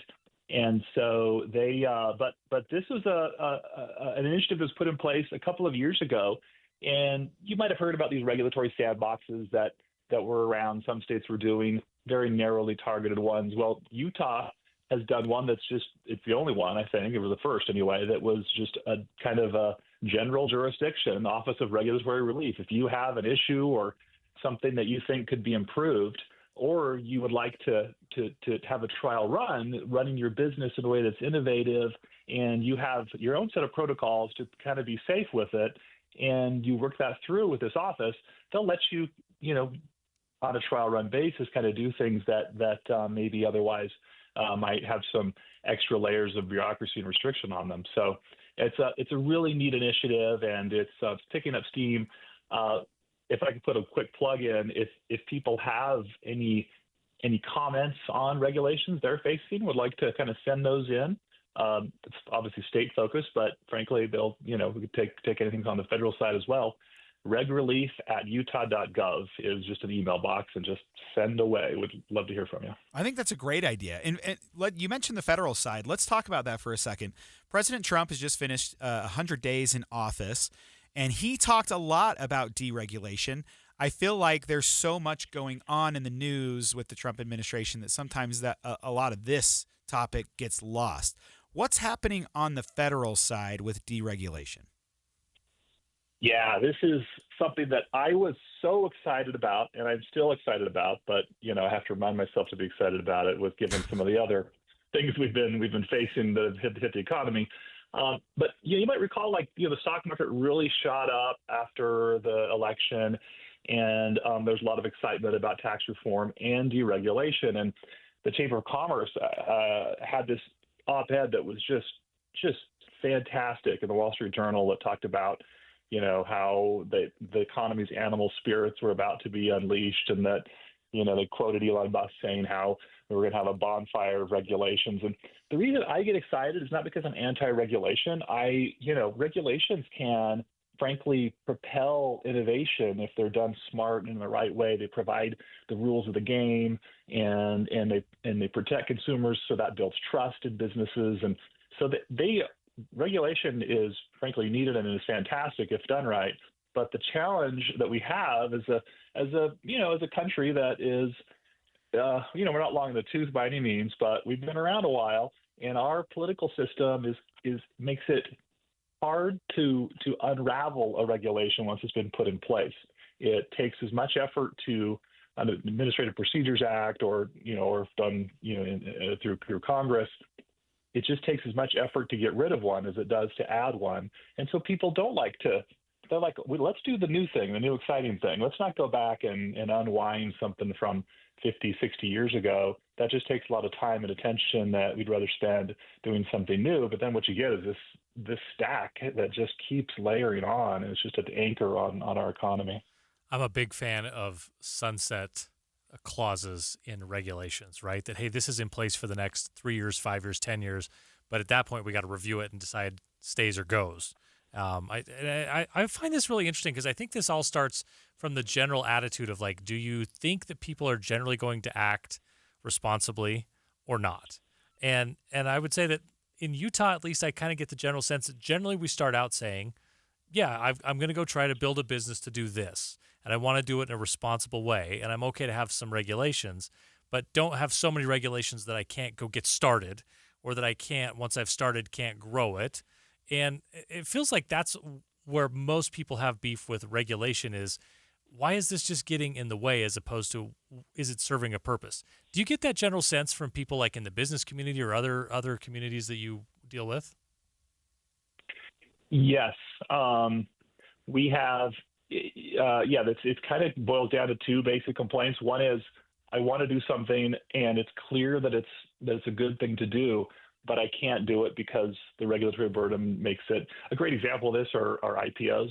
I think I'm old enough that earlier in my career, we were doing a lot of public offerings, and a company would get to the stage where it didn't have to be a multi-billion-dollar company to go public. It could be a relatively small company, but it would go public, and the rank and file, moms and pops and people that we could go invest in those, and there's disclosure, et cetera.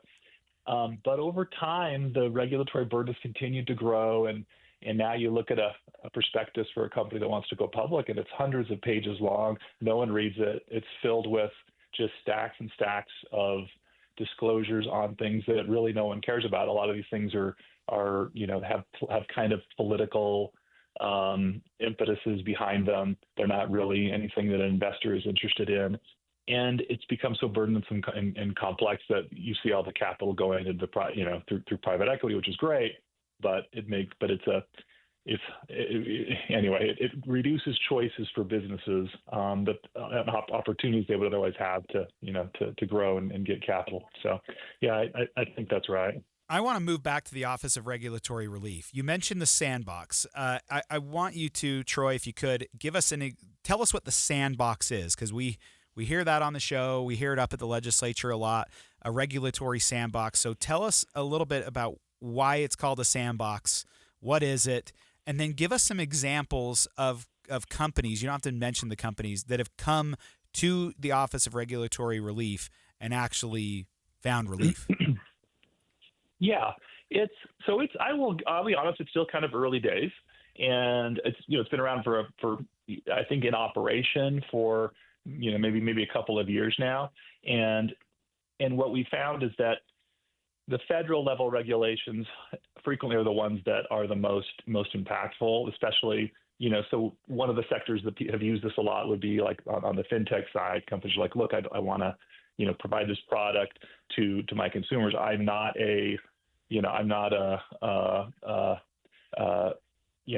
vulture lender. I'm not going to go, break any legs or anything. So I don't need some of these restrictions that would that would slow down the loan process. I can do it fast. And look, you can have oversight over me in a different way. So I think that's you're a saying good like example. if I want to offer a product that it's an app on my phone and you can go quickly and get a loan or something, but it's not like these check cashing places. Like I could say you guys were trying to regulate this industry, but I'm different, so I'm coming to you for oversight or maybe a little help. Yes. I think you explained it much better than I did, Adam. It's about clearing the path for innovation, because as markets and products move, they can do things that the regulations just don't quite fit anymore. So you go in and say, look, can we tweak it so that I can make my product work, and if it does, and it's a success both for the product and for the consumers, maybe that means we need to update our rules in that respect. So I think you've got it exactly right there. Well, we're going to continue to talk about the next 100 days some other time, find out if there is more regulatory relief from the federal side on the way. But we just heard from Troy Keller from the Office of Regulatory Relief at the state of Utah, and also a managing partner at Dorsey & Whitney here in Salt Lake. Thanks so much, Troy, for joining us. Thanks, guys. Really appreciated it. Next on Inside Sources, Florida became the second state to ban fluoride in the water. Who was the first? Utah. We'll talk about the impact Utah is having nationally over the past few years. Stay right here. Good afternoon, 2:30 at KSL. I'm Jeff Kaplan, KSL's top local story this hour. We have breaking news at KSL. Landmark High School in Spanish Fork has been evacuated because of a gas leak. The Nebo School District says the issue should be resolved and cleared by about 4 o'clock. The students were sent home for the day. A popular game among high school seniors has landed a local teenager in jail. KSL News Radio's Randall Jepson here. 2 teenagers ran through the Jordan Valley Hospital on Wednesday, and police say one was shooting something at the other. Obviously, that caused a panic. Police showed up, set up a perimeter. Jail documents say the 18-year-old was later tracked down, and it was a Nerf gun, and they were playing the senior assassin game. That's where students, they play a tournament to eliminate each other throughout the course of the school year. The jail documents say the student was booked for investigation about making a threat of terrorism. Our top national story this hour from ABC News.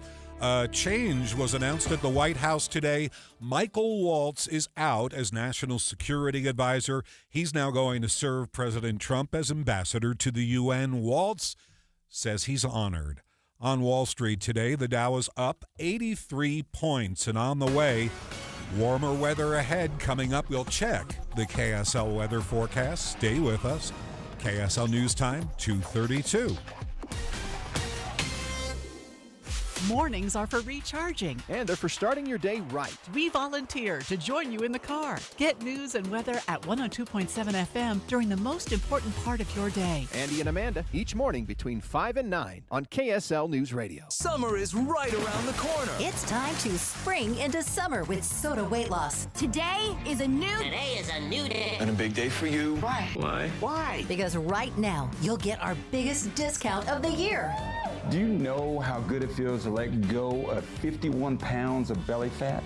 And I did it without drugs, shots, or hunger. Because Soda Weight Loss works. Just look at all the Google reviews and all the thousands of before and after pictures. Soda Weight Loss has one goal, and that's to help you let go of the weight for good. So I lost 25 pounds. I was never hungry. It was very, very easy. I couldn't believe how fast the weight came off. Now is the time to join America's #1 weight loss company for client satisfaction and results. Hurry.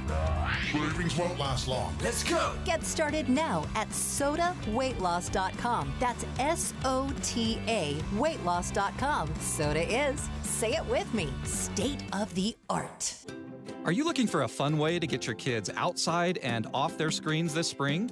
Try flower gardening.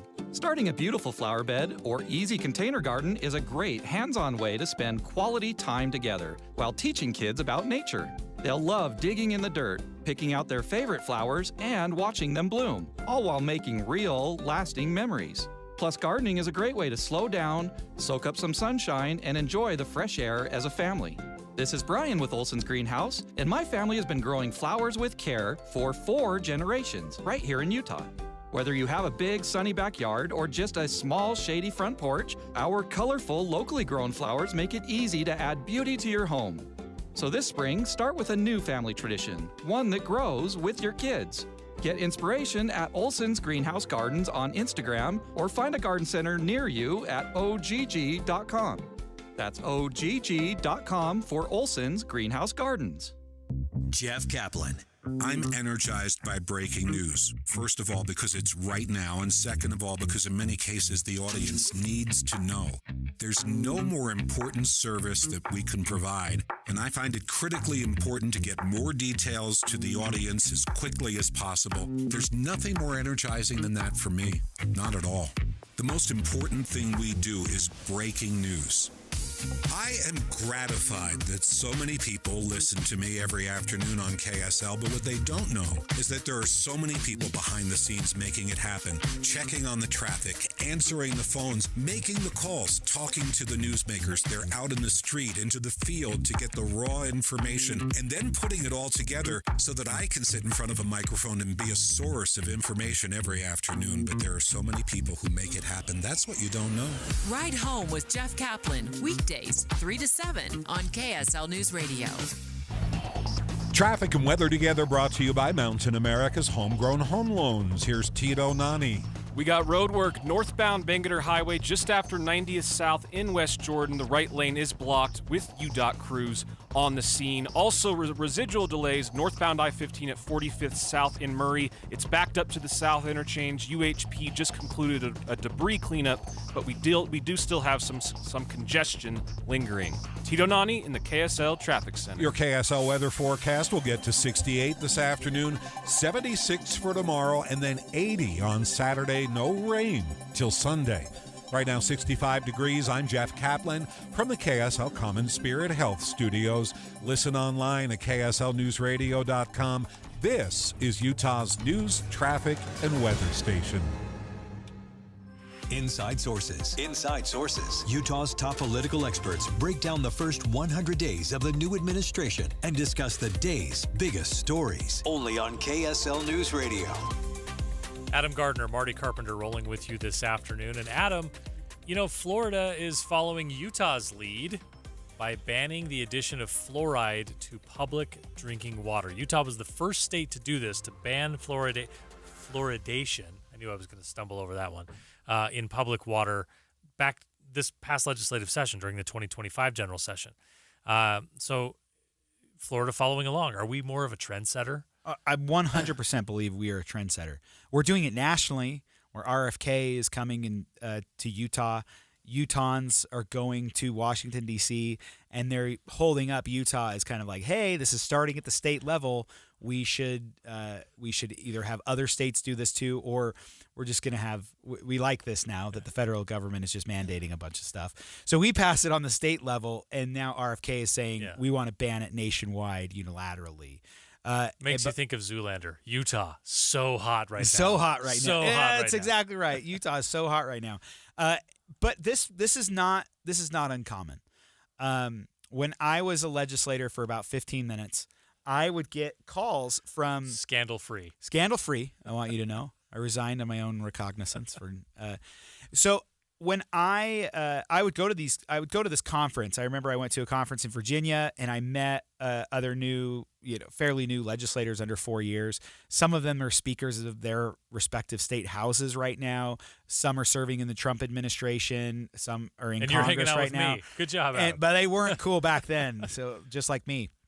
And so we would exchange numbers, ideas, things we were working on.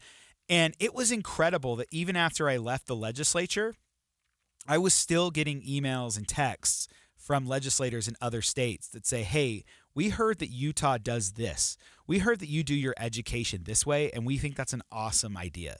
How do we find out about this fund? Can you get us more information? It was like pretty surprising. I'm like, I knew Utah was awesome, but sometimes when you talk about your kids, you're the only ones that really think your kids are cute. Yeah. And we have a little bit of a bias towards towards our own things. We love Utah, and so we talk it up all the time. But what was really eye-opening is that other states were coming to me and others in the legislature and saying, hey, we really love that Utah does this. Get us more information. We want to copy you. That was pretty cool. Can you think of any other examples, like either where someone called specifically about something about Utah or where you said, hey, this is a really good idea I picked up from some other legislator from a different state? Yeah, in fact, that happens all the time. There's a couple of conferences that legislators go to during the year. They have CSG, which is I think it's the Council of State Governments, or the Conference of State Governments. And so executive and legislative branches go somewhere and have different breakout sessions on pharmaceuticals and healthcare and education and how to push back on China as a state. Like, they cover the whole gamut. Then you have ALEC, the American Legislative Exchange Council. They do the same thing, but they're more conservative focused, so it's conservative lawmakers that go. Then you have National Conference of State Legislators, which is pretty cool. In fact, Senator Wayne Harper, that represents Taylorsville and West Jordan, he's the president of NCSL this year. We've had a couple presidents of NCSL in the past. And so they all get together and share ideas. Utah leads the way at these conferences in presenting to different groups. Here is what Utah has done. This conference has asked me to come and pitch it to the group that you guys should follow suit. But we have things like Governor Cox and his Disagree Better plan that is seeping into other states. He keeps harping on this message that we can disagree without being disagreeable. We don't have to shout. We can have healthy debate, and that's important. And other states are following suit on that. The way that we've structured some of our things in education, and the way that we do our Medicaid structure, like the way we do things is very fiscally prudent, which is super boring. It's super boring to not be flashy, but the roads get maintained. We have great transit in the state. Everything works. I have clean water when I turn on my faucet, and I have power. Like, how awesome is that we do things right all the time? Kind of feels like Utah is the smart kid and other states want to cheat off our paper. But we're also the cool kid too, right? Marty. We're the cool kid and the smart kid. We're the best looking. Everyone says that we're terrific looking. You've got all that going for you. We talked earlier in the show about laboratories of democracy, right? And that every state should go get to sort of figure out their best path forward. I think this actually works really well in harmony with that idea, even though it's exchanging ideas. Just because Oklahoma has to figure out its problems and Utah has to figure out our problems and Washington has to figure out its problems, Washington State that is, doesn't mean that we can't share notes and figure out, hey, maybe this whole process of getting to the right answer can be expedited because we can learn from Oklahoma's mistakes or they can learn from our successes or vice versa. Why would I reinvent the wheel? You're right. I can go to another state and say, and you have to be able to share these ideas. If you just keep them and no other state finds out what you're doing, you don't get bragging rights. And you can't have good policy transfer across the United States. And it's interesting because that's the whole reason the U.S. Department of Education was founded. It was because states were doing cool things on education, and there was no central repository of statistics or sharing the ideas from other states that worked. That's not what the Department of Education is anymore. It's literally just, we have national policy set by the president himself, and then we will give you federal dollars if you do your school lunches this way, or if you teach about transgenderism, or if you, whatever the case may be. And that's not its purpose. So states have to do that on their own. And when they get together and share ideas, it makes a huge impact. But when the Utah legislature does something, we can see within a couple of years if it works well. We just had Troy Keller on from Dorsey and Whitney in the Office of Regulatory something. Relief. Relief's like the biggest word. Yeah. And so that will be copied. Other states will do that, where we can create these sandboxes for everyone to play in. And create and do something new. Other states are going to follow Utah's lead. And you mentioned this in process, and I think you see it wherever you may be on the fluoride issue. Utah decides to go a certain route. Other states look at that, like Florida in this case, and say, like what Utah's doing here, we're going that same route. And then all of a sudden, At a national level, they go, hey, look at what some of the states have figured out. Let's put this policy in place to whatever extent we can at the federal level. That's actually how the country's supposed to work, right? Bingo. Every state can go figure out its own problems. They can share ideas. Now, what's working in this state may work in Florida. Maybe they have to tweak it just a little bit to make any particular policy, not necessarily the fluoride one, but they've got to make it work in their state. And when you get enough states saying, hey, guess what, this actually really works, then at the federal level, you can say, oh, that's great. Let's figure out what the common thread through all of that is. And maybe we can make a national policy so this works across the country. And then still allow states, ideally, to go and tailor that to their specific needs, or don't restrict them so when the next problem comes up, they can still do that. This is how things work best, when states can go out and address their issues. You're preaching to the choir of federalism here, and federalism says that that states can act the way that states want to act, and the federal government keeps it very minimal. They do only things that are specific in the Constitution. National defense, national defense, commerce. Yes, and interstate commerce. That's what the federal government should do, because states can't create a national defense system. That has to be done by the federal government, and they have to do, there's some federal laws that they have to keep, etc. So whatever. The states are the ones that should create good policy and share that with everyone else. So you're preaching the gospel of federalism here. So Massachusetts, if they want to create a healthcare system in Massachusetts that covers everybody and it costs this much money and they want to tax themselves for it, awesome. Let them. Yeah. I don't want to live there. Yeah. And I don't have to live there. I live in Utah. We want to do it differently. Absolutely. So I like the trend. I like that Utah's leading out, and it looks like a lot of other states like what we're doing here. All right, coming up in our final segment on today's Inside Sources, politicians, they do a lot of things to get votes, especially during campaign season. This one, not so much in campaign season, but playing Call of Duty is one of the most recent additions to the list. That's a new one for me. We're going to talk more about that next. 911, what's your emergency? They kidnapped my son. What would you do if your child disappeared and someone you trusted was responsible? We thought he cared for McKay, when in fact he didn't care for anyone. Listen to Ransom now at ransompodcast.com. This week's movie show brought to you by Sound Sleep Medical. Get a free sleep screening and a free sleep consultation by tuning in on Friday morning from 10 to 1. Sound Sleep Medical with 7 locations in Utah. Be advised, this is your opportunity to save up to 40 to 80% on a hot tub or swim spa. This weekend only, Friday through Sunday, 2 locations, Sandy and Hurricane. Be advised, this is your opportunity to save up to 40 to 80% on a hot tub or swim spa. This weekend only, Friday through Sunday, Mountain America Expo Center. 18-month interest-free financing. Our factories have demanded we sell 1,000 hot tubs and swim spas this weekend. Washington County Fairgrounds Legacy Park. Huge factory incentives, factory rebates, this weekend only. Mountain America Expo Center. We can remove your old hot tub. Free delivery of your new hot tub. Hot tub starting at $2,999. Washington County Fairgrounds Legacy Park. Free delivery of your new hot tub. Just relax and enjoy. 2 locations, Sandy and Hurricane. Friday, 2 p.m. to 8 p.m. Saturday, 10 a.m. to 8 p.m. Sunday, 10 a.m. to 6 p.m. Mountain America Expo Center, Sandy, and Washington County Fairgrounds Legacy Park, Hurricane. Call 833-SPA-SALE or visit hottubandswimspasale.com.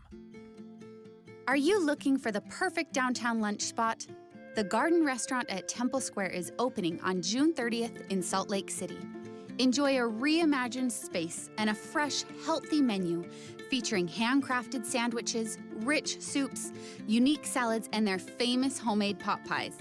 You'll see and taste the difference in every menu item. The Garden is perfect for lunch meetings, taking a break while out shopping, or a spring stroll downtown. Visit the reimagined space with remarkable taste. Grab and go or stay and dine in using a new online ordering option. Find entry from the ground floor of the Joseph Smith Memorial Building, open Monday through Friday, 11 to 3. Visit thegardenslc.com to learn more. Fresh flavors, iconic location. The Garden Restaurant at Temple Square is opening June 30th. Hope to see you there. thegardenslc.com. Everyone loves the look of granite countertops, but they aren't the only option. When it's time to give your kitchen, bathroom, or basement a fresh new look, start at CountertopFactoryLLC.com. Countertop Factory offers high-quality laminate countertops that look amazing and cost just a third of the price of stone. Yeah, you heard that right. A third of the price. And these aren't your grandma's countertops. You'll get that luxurious look and feel without emptying your wallet. And with beautiful varieties of colors and patterns, it's easy to find something affordable and durable that fits your style perfectly. Countertop Factory installs most countertops in only 7 to 10 days from when they measure. That's faster than you can binge watch your favorite series. And it's not just countertops. At Countertop Factory, browse cabinet options to match your new countertops, all professionally installed to ensure everything looks flawless. From homes to offices to schools and hospitals. Get started 24/7 at CountertopFactoryLLC.com. That's CountertopFactoryLLC.com. If you've got a honey-do list with electrical, plumbing, heating, or air conditioning projects on it, Any Hour Services can help. Call Any Hour Services, electrical, plumbing, heating, and air. AnyHourServices.com. I'm Dave Cawley, investigative journalist and host of the podcast Cold. In October of 1985, a woman named Cherie Warren left work at a busy Salt Lake City office to meet her estranged husband at a downtown auto dealership. She never made it home. Cherie's car surfaced weeks later in Las Vegas. In the parking lot of a hotel casino. No one knows how it got there. Strange. It was strange. Both Cherie's estranged husband and her boyfriend raised suspicion for investigators. I kind of thought that he might have done something. But no arrests were ever made. In Cold Season 3, we dig into double lives, make new connections in the case, and examine the difficulty raised by reasonable doubt. We want answers just as much as anyone else. They have creeps like that now too, so nothing's changed. That's the new Cold Season 3, The Search for Cherie, now available anywhere you get your podcasts.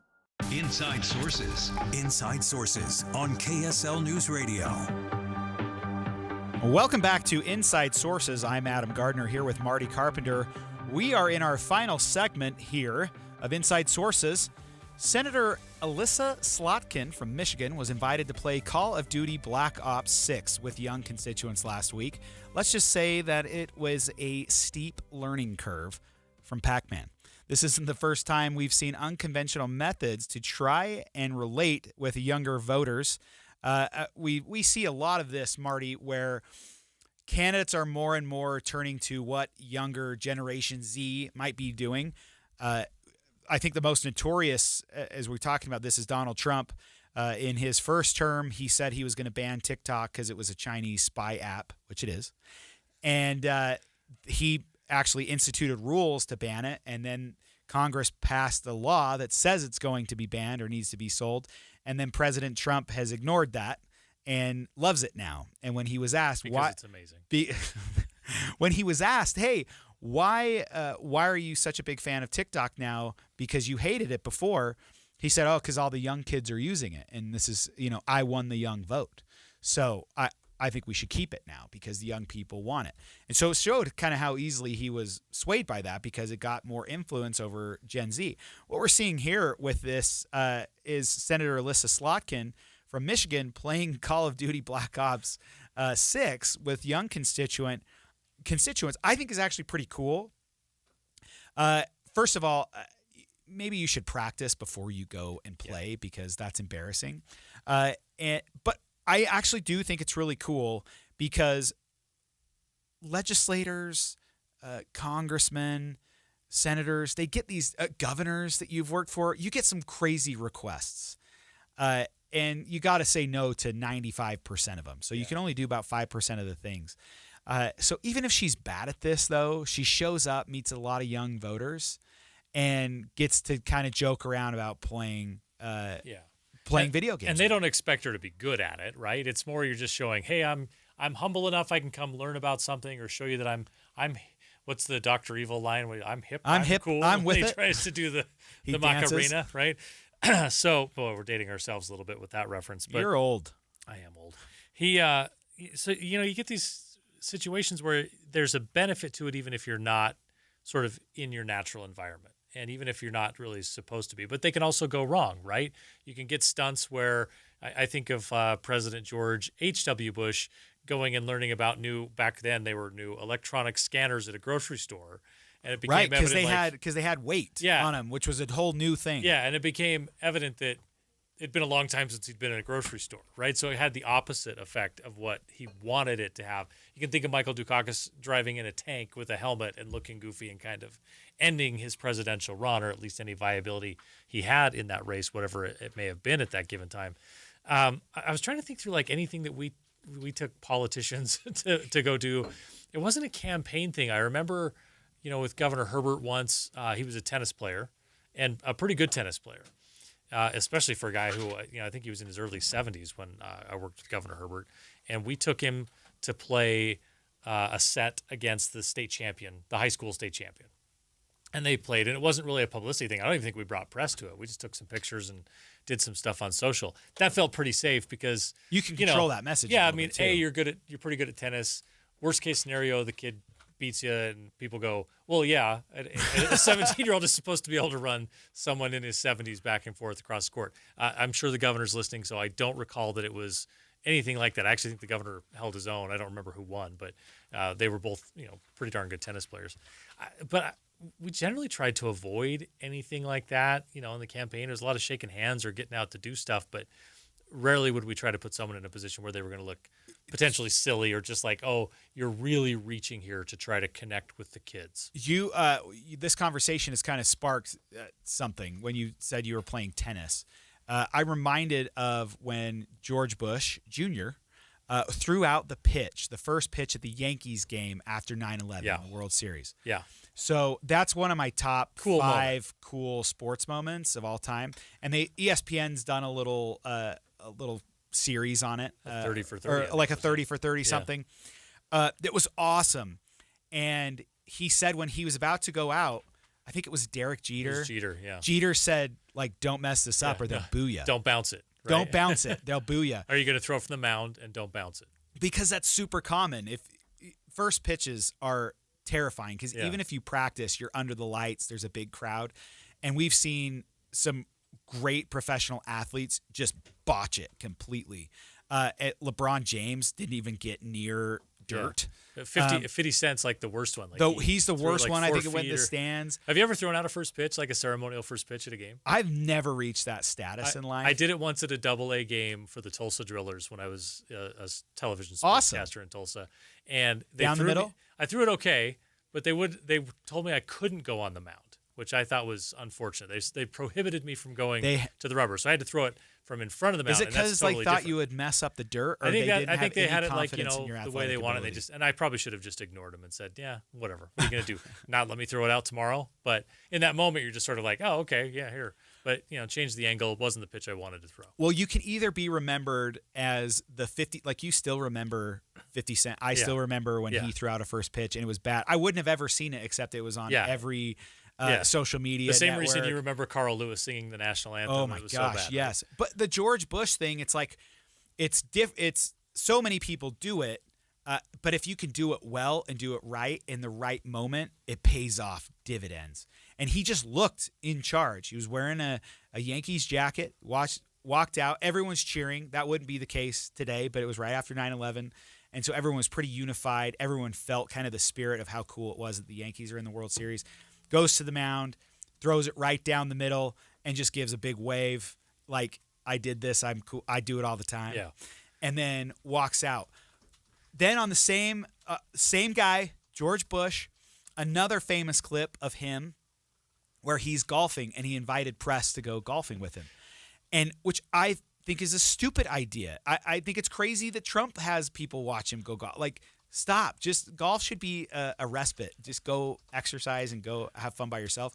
But if you remember, he says something about the war in Iraq, and he goes, we're going to find the terrorists, and we're going to beat the terrorists. And he's talking all tough. And then he goes, now watch this drive. and then he crushes it down And then he crushes it down the middle, which was an awesome drive. But did anyone focus on the drive? No. I think this situation here with Senator Slotkin, she's a Michigan Democrat. She just won her Senate bid in November. So she posted it on her own. So it doesn't sound like there were a lot of press there, but she controlled that spin. She controlled the message. And she says, last week I got invited to learn how to play the new zombie maps on Call of Duty Black Ops 6 after a day of a meeting in Port Huron. The 48-year-old former CIA analyst shared a video of her attempt to navigate the PC, PlayStation, and Xbox shooter game, which I think is actually just kind of a clever, like, I have this really cool background. It kind of speaks for itself, but I'm going to be vulnerable here for a second. And I think people really respond to that. You can go one of two ways, right? It's on the George Bush side. You either need to be really good at what you're doing and you just look cool doing it, right? And if you're not going to be good at it, you have to make sure you play it with the right amount of humility to like, oh, look, I'm not good at this. You guys are amazing. I want to see this. Show me what I'm doing here, right? And then you have to be a good sport about it. It only really goes off the rails when you act like you're going to be good at something, are horrible at it, and sort of don't take that in the right spirit or don't especially play it off basic the right way. Things. Yeah, like don't mix it up. Do things that you know you're pretty good at. Anything that makes you seem out of touch or not self-aware that you weren't good at something. Those are the things you want to avoid. So these stunts can be helpful, but they can be difficult to pull off as well. And probably your rate of success, your risk of abject failure is higher. And a lot of times the calculation you make as a staffer, at least, or a communication staffer, is to say, what's my upside? What's my worst case scenario? And can I live with the worst case scenario? And how likely is that to happen? So you're just making a risk calculation in those situations. And you kind of got to know your guy or your gal and say, how are they going to? I want politicians to be more bold, do more crazy things. Thanks so much for listening to Inside Sources. Tune in tomorrow for a very special last episode. Next up, Jeff Kaplan's Afternoon News. Have a great day. KSL FM Midvale. KSL Salt Lake City. From the KSL Common Spirit Health Studios, this is KSL News Radio.